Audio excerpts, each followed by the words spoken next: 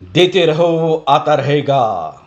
مشہور واقعہ ہے کہ اللہ نے حضرت موسیٰ علیہ السلام سے کہا، اے موسیٰ، قحط آنے والی ہے، اپنی قوم سے کہو تیار رہیں۔ حضرت موسیٰ علیہ السلام نے اپنی قوم کو یہ پیغام پہنچا دیا تو ان کی قوم نے اپنے گھروں کی دیواروں میں سوراخ بنا دیے تاکہ قحط اور سختی کی صورت میں ساتھ والے گھر کی مدد کر سکے، اور اس طرح یہ سخت دن گزر جائیں۔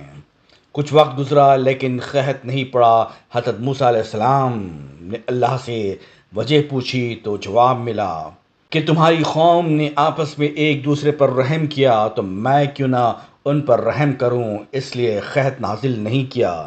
موجودہ مہنگائی کے دور میں ایک دوسرے پر رحم کریں تاکہ اللہ بھی ہم پر رحم کرے۔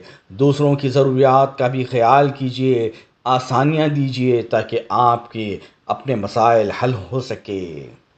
یاد رکھیں، صرف اپنا سوچنے والا اپنی ہی فکر میں غرق ہو جاتا ہے، جو دوسروں کی بھی سوچتا ہے اللہ اس کے لیے آسانیوں کے دروازے کھول دیتا ہے۔